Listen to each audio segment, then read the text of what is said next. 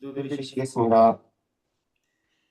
사랑의 하나님, 사순절, 셋째 주일 부르심을 받은 가운의 지체들이 함께 드리는 예배를 기뻐해 주셔서 우리의 의지할 따뜻한 품이 되신 하나님, 우리의 든든한 안전기지가 되신다고 하시는 하나님, 한 주간 살아가면서 이러한 주님의 사랑을 잊고 불안해하고 자신을 비난하기도 하는 부족한 저희를 봅니다. 하지만 그럼에도 이런 부족한 저희를 품으시는 하나님을 신뢰합니다. 주님, 새 학기, 새 봄을 맞아 부지런히 달려가는 우리의 작은 일상에서부터 하나님 함께 하심을 믿습니다. 주님, 우리가 이를 믿고 누리며 일상에서부터 감사하는 삶을 살게 하소서. 아멘. 한편 이 땅 너머에는 전쟁으로 고통받는 이들이 있습니다.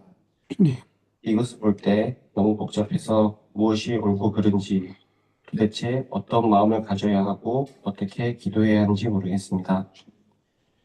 국가 간의 이익과 정권 등 힘의 논리에 의해서 서로를 죽이고 해하는 고통스러운 현장을 하나님 불쌍히 여기시고 돌봐주소서. 주님, 힘없이 고통받는 이들과 울부짖는 이들을 불쌍히 여기소서. 주님, 우리 모두를 불쌍히 여기소서. 주님, 오늘 말씀 나누시는 목사님과 함께 하셔서 당신의 사랑의 음성을 저에게 가르쳐 주십시오. 아멘. 사랑의 예수님의 이름으로 기도합니다. 아멘.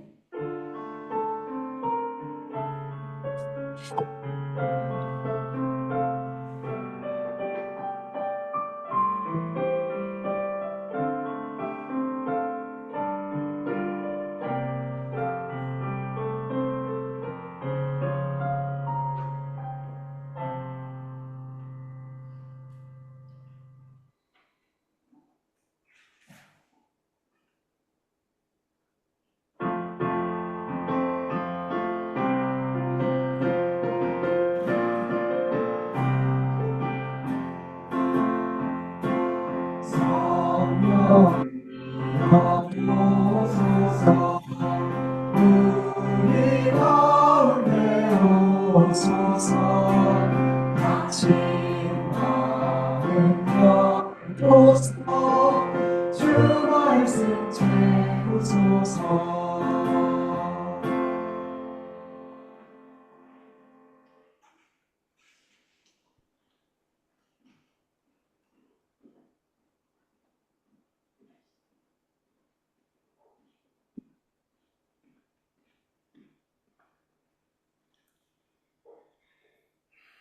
오늘 우리에게 주신 하나님 말씀은 마태복음 13장 31절에서 33절입니다. 같이 읽겠습니다. 예수께서 또 다른 비유를 들어서 그들에게 말씀하셨다. 하늘나라는 겨자씨와 같다. 어떤 사람이 그것을 가져다가 자기 밭에 심었다. 겨자씨는 어떤 씨보다 더 작은 것이지만 자라면 어떤 풀보다 더 커져서 나무가 된다. 그리하면 그 중에 새들이 와서 그 가지에 깃들인다. 예수께서 또 다른 비유를 그들에게 말씀하셨다. 하늘나라는 무릇과 같다. 어떤 여자가 그것을 가져다가 가루 서말 속에 살짝 섞어 넣으니 마침내 온통 부풀어 올랐다. 아멘.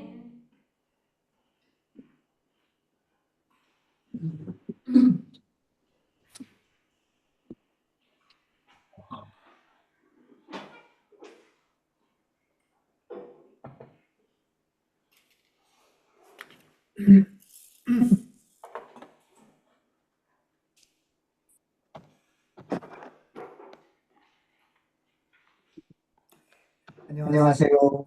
안녕하세요. 네, 반갑습니다. 반갑습니다. 네, 온라인으로 고학이님, 서청란님, 김예란님, 김광수님, 유른섭님, 네, 반갑습니다. 반갑습니다.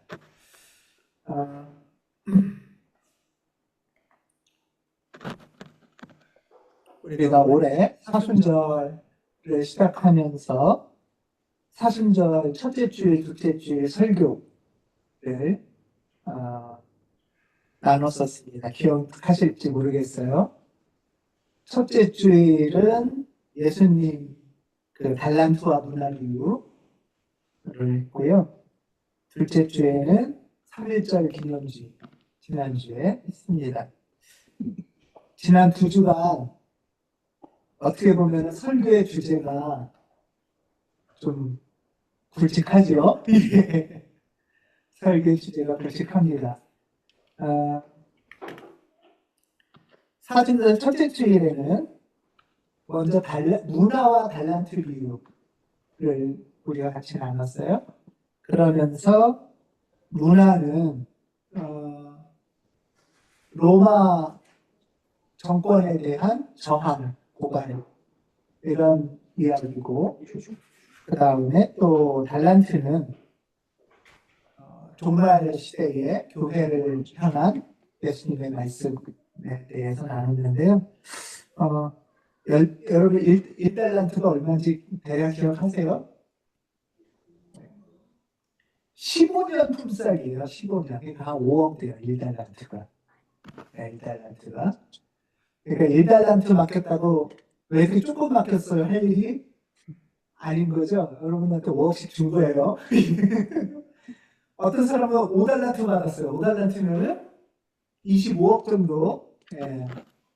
그러니까 굉장히 지금 엄청나게 큰 기울을 예수님이 하신 거예요. 하나님이 니네들한테 5억씩 줬어. 이런 얘기를 하시면서 예수님이 갈릴리에 사귀면서부터 예루살렘 저항까지 이런 생애를 사셨어. 이런 얘기랑 연결해서 나눴었고요. 사순절 둘째 주일에는 3.1절 기념주일로 조선의 기독교의 길, 우리 신앙의 선배들이 어떻게 막 성경 번역을 하고 몰래 막 우리나라에 갖고 들어와서 선교사들이 없는데 교회도 세우고 3.1운동도 하고 뭐 이런 이야기들을 우리 같이 나눴었습니다. 이야기들이 막 엄청 크고 거대 담론으로 보통 얘기를 하는 건데 어떠세요? 이렇게 지난 3.1운동 얘기도 하고 신앙의 선배 얘기도 듣고 또 예수님의 이 예루살렘 저항 이런 이야기를 들으면 여러분들 마음이 어떠세요? 그런 설교를 들으면 이렇게 마음이 막 쿵쾅거리고 좀 약간 고양되고 좀 그러나요? 나도 이런 삶을 살아야지 막 이러고 그런 어떤 좀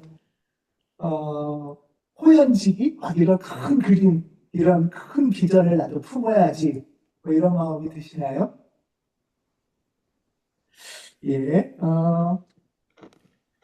멋지고 막 대단한 이야기 나도 윤동주처럼 막 살아야지 뭐 이런 마음 안 드세요 혹시?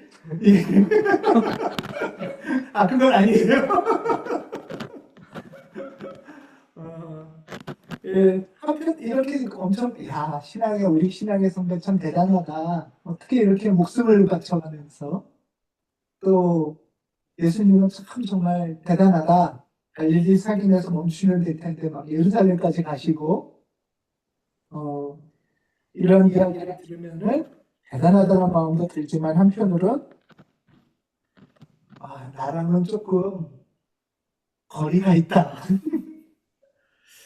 좀 약간 간극이 있어서 뭐 훌륭하긴 한데 좀 약간 좀 막막한 좀 어디서부터 나는 걸 뭘 어떻게 해야 되지?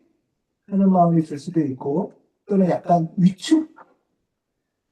훌륭한 분이나 하는 거지 뭐 이런 어떤 그런 막막감이나 위축감?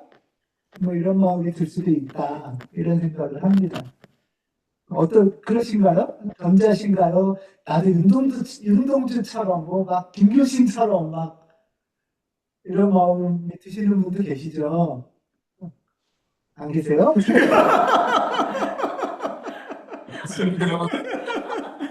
네, 온라인에 여쭤봐야 될 것 같아요. 예란님 어떠세요? 예, 그 정도 고문쯤이야 뭐. 예란님 막 이랬어요. 예. 그런 마음이 들 수 있고요. 예. 인섭님 오셨네. 잘 됐다. 이런 온라인에 맞습니다. 온라인에 이인성님 정도면 두리번거리지만 온라인에 인성님 윤홍숙님도 막 내가 전임 활동가가 될까 막 이런 고민을 하고 이런 거에 내가 온 몸을 바쳐서 이런 마음이 들 수도 있지만 한편으론 좀 나랑 좀 거리가 있다, 막막하다 이런 마음이 들 수도 있죠. 그러면서 좀 또 위축감이 생길 수도 있어요. 저는 근데 그 마음이 어쩌면은 예수님 제자들도 이런 마음이 들었을 것 같은 거예요. 왜냐하면 예수님은 막 하느님 나라가 온다 막 이러잖아요. 하느님 나라가 온다. 복음 선포를 하고는 이제 하나님이 우리를 통치할 거야. 하나님이 우리를 통치하셔서 막 희년이 오늘 당장 실현될 거고, 그래서 막 빚도 다 탕감되고 노예를 해방되고 이런 일을 막 얘기를 하시잖아요. 그래서 와 그런 걸 들으면은 막 하나님 얘기 들으면 흥분되고 와 마음이 막 열리고 막 이러잖아요. 그런 얘기를 듣고 나서 이제 시간이 조금 지나요. 시간이 조금 지나면 어떻게 돼요? 뜨거운 감정이 약간 사라지면서 오늘 저녁 때 뭐 먹지? 내일 출근해야 되는데 이런 마음으로 바뀌지 않겠어요? 그러면서 내 일상을 돌아보면 그 부풀어 올랐던 마음만큼이나 어쩌면 더 난 좀 별론데 하는 그런 약간 초라함 같은 마음이 들 수도 있겠다. 오늘 예수께서 하시는 말씀은 이런 마음을 가진 이들, 거대한 비전과 소박한 어쩌면 작은 일상 사이를 좀 어떻게 해야 되지? 간극을 하면서 서성거리는 이들을 위해서 하시는 비유다 라고 저는 생각을 합니다. 저한테 하는 말씀이기도 해요. 늘 서성거렸거든요, 몇십 년을. 예, 어렸을 때는 그까지 고무증이야 막 근데 딴 건 다 해도 고문을 못 참겠더라고요.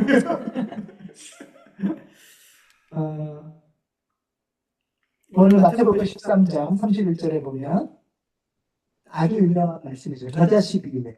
겨자씨. 하늘나라는 겨자씨와 같다. 하늘나라가 천국이죠. 천국. 하늘나라, 하느님 나라, 천국은 다 똑같은 말이에요.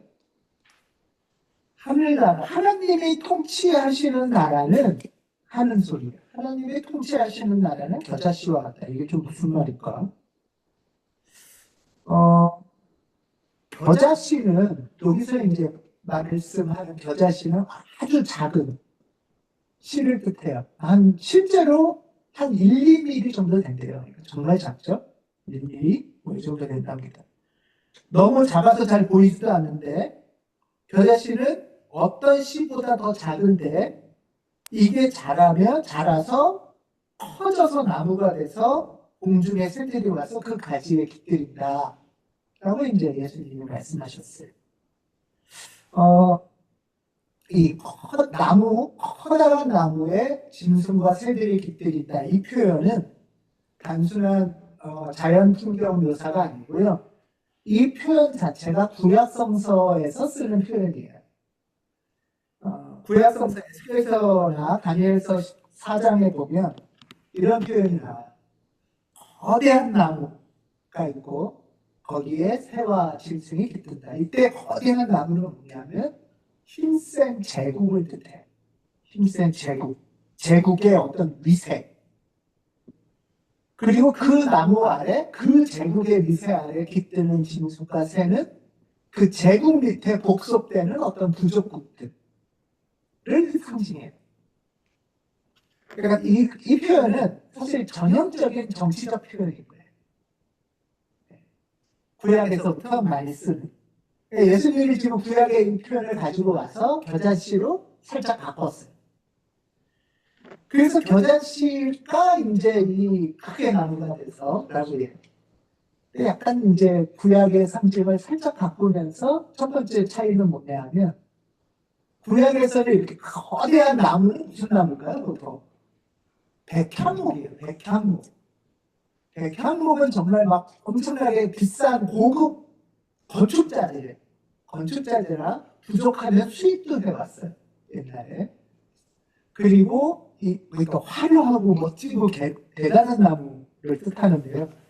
제국답죠. 제국답게 화려한데. 근데 그 비유를 해필 예수님은 겨자씨로 해요. 겨자풀로 했어요. 겨자풀은 사실 이게 풀이에요. 나무라고 하기도 애매해요. 겨자풀은 당시 팔레스타인에서는 거의 잡초 같아요.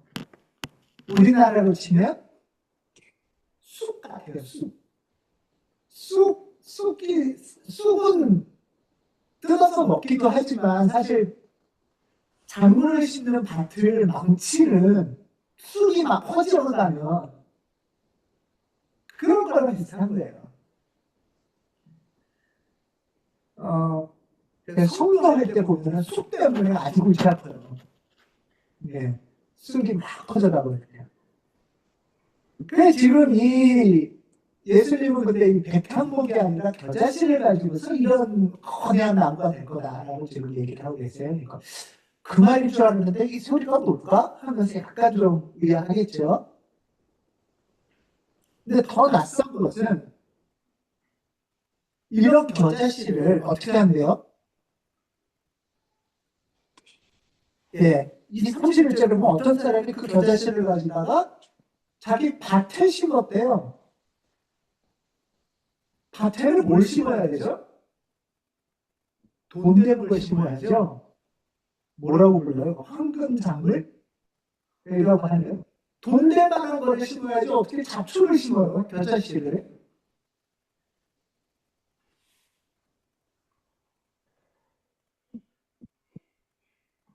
참 커 쓸데없어 보이는 겨자씨를 이 귀중한 자기 밭에다 가져다가 심는다. 근데 이게 하나님 나라 같다는 거지, 예수님. 여러분 이해가 되세요? 하나님 나라라면 백향목 같은 나무를 심어서 이게 거대해져야 될 텐데 겨자씨. 근데 더군다나 어떤 사람은 그 겨자씨를 소중하게 여기서 자기 밭에 심는데 예수님은 지금 하나님 나라 이치가 이런 것 같다는 거예요. 그리고 그리스도인의 모습이 이렇다는 거예요. 자기 아주 소중한 밭에 세상이 볼 때는 쓸데없어 보이고 잡초 같아 보이는 겨자씨를 자기 아주 소중한 밭에 가져다가 심는다. 뭘 또 보면서 이 겨자씨가 다른 모든 나무보다 커져서 새와 짐승들이 와서 쉴 수 있을 거라는 걸 기대하면서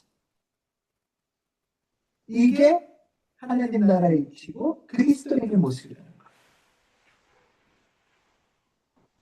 세상에서 볼 때는 정말 잡초 같은 이 겨자씨가 자라서 결국에는 어떤 나무보다 큰 나무가 돼서 로마 제국을 대체하는 생태계를 만든다는 것이에요. 하나님이 이런 일을 우리를 통해서 하실 것이다. 하나님이 이 겨자풀을 세상에서는 손가락질하고 쓸데없다고 여기고 잡초라고 소위 말하는 그 풀을 가져다가 쭉 뻗은 가지를 만들고 시원한 그늘을 만들어서 새와 짐승을 거기에 깃들게 로마 제국 속에 깃드는 게 아니라 전혀 새로운 생태 시스템을 만드는 지금 그 얘기를 예수님은 하고 있어요. 되게 특이하다. 사람들이 그렇게 여길 것 같아요. 여러분 어떠세요? 이 얘기 들으면은? 그러니까 세상적으로 볼 때 여러분들이 제가 뭐라고 보인다는 거예요? 잡초 같은 거죠. 그런데 이런 겨자씨를 소중한 밭에 누군가가 심는다는 거예요. 뭘 꿈꾸면서. 두 번째 비유는 누룩입니다. 누룩. 33절에 보면 또 다른 비유를 예수께서 말씀하시는데 딱 한 줄 나와요. 하나님 나라는 누룩 같다. 어떤 여자가 그것을 가져다가 가루 소말 속에 살짝 섞어 넣으니 마침내 온통 부풀어 올라간다. 이제는 또 우리 여러분들 다 천국 가고 싶어서 우리 예수님 믿는 거잖아요. 그렇죠? 하나님 나라 만나고 싶어서 예수님 믿는 거잖아요. 예. 근데 그 하나님 나라가 겨자씨가 되니까 세상에서는 잡초같다는 거를 내 소중한 밭에다 심어야겠네요. 그렇죠? 그러더니 이제는 또 누룩 같아요. 잘 알아들어야지 하나님 나라 만날 수 있을 것 같아요. 누룩은 여기서 이제 말하는 거는 유대인들이 매일 먹는 빵을 만들려면 밀가루 반죽을 할 때 누룩을 섞어 넣어서 무슨 일을 하는 거죠? 밀가루가 부풀어 오르게 해서 이제 먹는 촉매제죠. 그러니까 살아가려면 아주 꼭 필요한 것이긴 해요. 누룩이. 밥을 먹어야 되니까. 근데 사실 이 누룩은 밥을 먹는 일, 이거는 지금 하느님 나라 얘기를 하는데 참 이건 겨자씨보다 더 좀 별로일 것 같아요. 유대인들이 볼 때는. 유대인들은 백향목을 기도했는데 겨자씨 얘기를 해서 이건 좀 별론데 했는데 두 번째는 더 별로예요. 부엌일이잖아요. 여자가 하는 부엌일이에요. 지금 천국이. 여러분, 남성 여러분, 여자가 하는 부엌일 같은 천국에 가고 싶으세요? 지금 이걸 얘기하는 거예요. 네, 남성 여러분한테 묻는 거예요, 지금.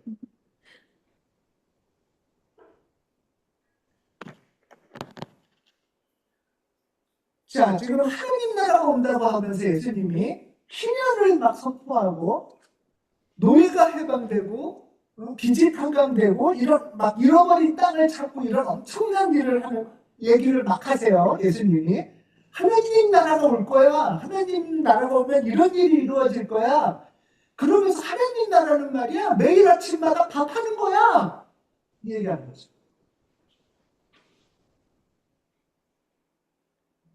매일마다 부엌에서 쌀 씻는 여자일 같은 거야. 하나님 나라는. 지금 무슨 얘기야 지금? 엄청난 하나님 나라의 도래라는 거룩하고 장엄한 얘기를 하는데 여자 부엌일에 비유한다니 참 제가 볼 때는 예수님은 설교자 못하시는 분이에요. 하나님 나라가 와 엄청난 로마 제국을 바꿀 새로운 제국이 올 거야 라고 하면 이제 그거 엄청난 얘기했으니까 뭔가 설교에서 이렇게 사례, 예시 이런 걸 비유 이런 걸 하잖아요. 그렇죠? 그러면 이런 세상이 바뀌려면 어떻게 해야 돼요, 여러분? 국회의원이 되셔야 돼요. 국회의원이 돼서 법을 바꿔야 돼요. 하나님 나라 천국은 국회의원이 돼서 법 바꾸기를 한 거예요. 여러분 요셉같이 국무총리가 돼서 세상을 바꿔야 하나님 나라가 이루어지는 거예요. 지금 하나님 나라를 원하시죠? 그러면 최고가 돼야 돼요. 그래야 하나님 나라 일을 할 거 아니에요. 라고 하면 설득력이 있지 않아요?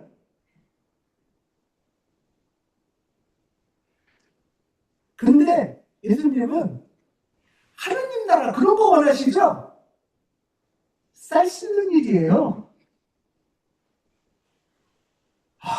나 진짜 거기와 여기가 너무 간극이 벌어져서 예수님 설교 참 못한다. 지금 이렇게 예수님은 설교를 하고 계신 거예요. 얼마나 황당해요. 하나님 나라가 이루어지는 사정은 쌀 씻고 밥 안 치는 일과 사정이 같다라고 얘기하셔요. 저는 이 얘기를 깊이 알아들으면서 전율을 할 사람은 힘 있는 남자는 아닐 것 같아요. 여성도 종 부리는 여성은 아닐 것 같아요. 그냥 매일 별로 하고 싶지 않은 어두컴컴한 부엌에 가서 쌀 씻는 일 하는 여성은 이게 무슨 말인지 곱씹을 것 같아요.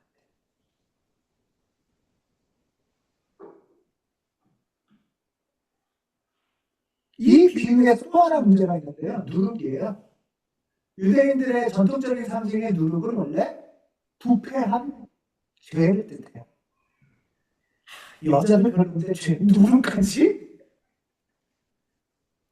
예수님의 이 하나님 나라의 말씀은 우리의 상식과 판단을 완전히 뒤집는 전복적이라고 말하는 하나님 나라는 이런 것 같다는 거죠.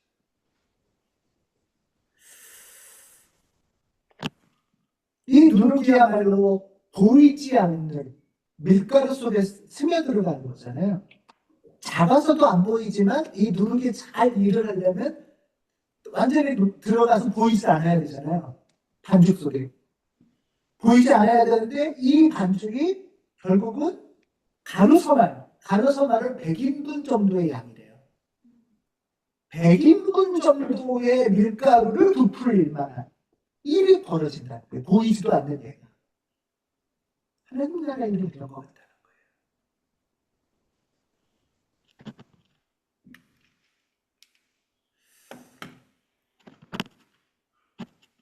우리가 예수님의 생애에서 갈릴리 사김에서부터 예루살렘 저항까지 예수님 생애를 봤어요.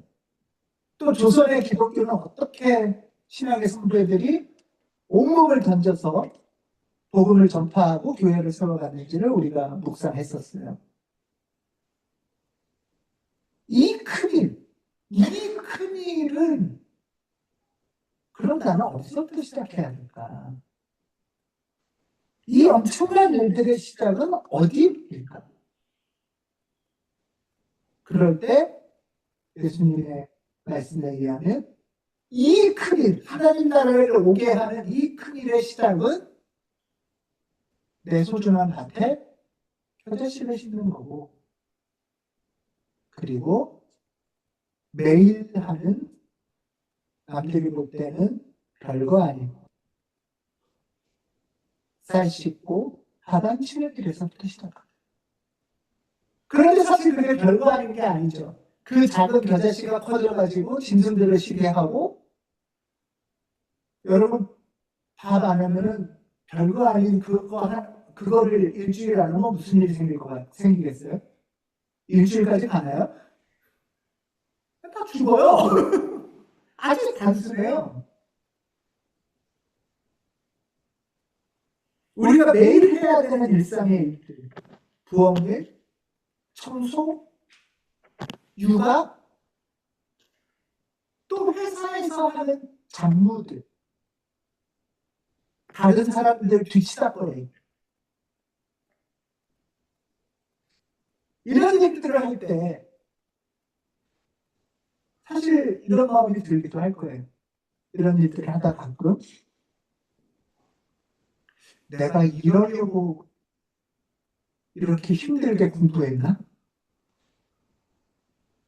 이런 일 하다 마치는 게 인생인가? 하는 유행하는 현타가 오거나 자괴감이 들 수도 있어요. 예수님을 믿는 사람이든 안 믿는 사람이든 세상이 부러워하는, 근사한, 추앙받는 그런 일을 하고 싶은데 사실 나의 하루하루는 별로 멋지지도 않고 재미도 없고 의미도 없는 것 같거든요. 지루하고 초라해 보입니다. 근데 예수님은 지금 하나님 나라의 사정이 이거와 같다는 거예요. 하나님 나라의 사정이 사실은 나의 이런 일상과 비슷하다는 거예요.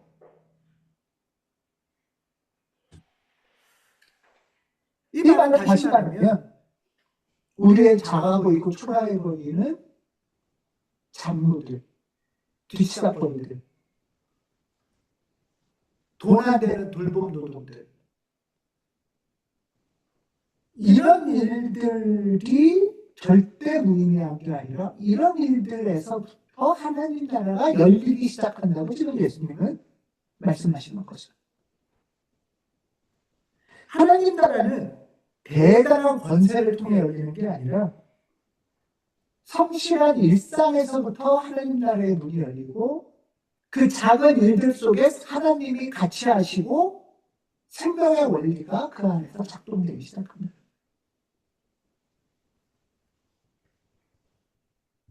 그래서 오늘 저는 하늘뜻 표기의 제목을 이렇게 적어놨어요. 초라한 일상이 하나님 나라를 연다.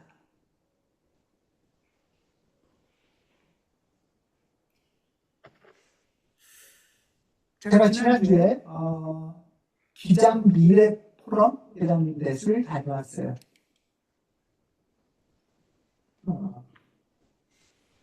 여기 저예요. 제가 그냥 뭘 막 하고 있죠. 기장 미래 포럼은 좀 50대 중반 이하의 기장 목회자로서는 젊은 40대, 50대 목회자들이 중심이 돼서 이번에 한 100여 명 정도 꽤 많이 목사님들이 모인 자리였고요. 이 자리에서 이제 주최 측이, 저는 주최 측이 아니라 주최 측이 이제 저한테 좀 토익 수기 공론장을 진행해달라, 설계하고 진행해달라고 요청해서 제가 몸이 안 좋은데도 갔었어요. 그래서 이제 그 장면인데요. 기장 미래 프로는 이 성격이 어떠냐면 이제 이 주최 측이나 참여하는 목사님들이 되게 기본적으로 기장의 교단과 기장의 신학에 굉장히 자부심이 많은 분들이 중심이 되어 있어요. 그래서 기장성이 중요하다 이런 걸 굉장히 강조하는 분들이 있어요. 자랑스러워하기도 하고요. 그래서 제가 이분들에게 이제 이런 질문을 했어요. 100여 명하고 같이 이제 진행을 한 건데, 기장신학에서 자랑스러운 거는 뭔가요? 또 이제 아쉬운 건 뭔가요? 라고 물어봤는데, 기장신학에서 자랑스러운 것은 뭘까요? 라고 했더니 거의 비슷하게 다수 목회자들이 자랑스러워하는 걸 이렇게 얘기했어요. 기장은 상식적이다.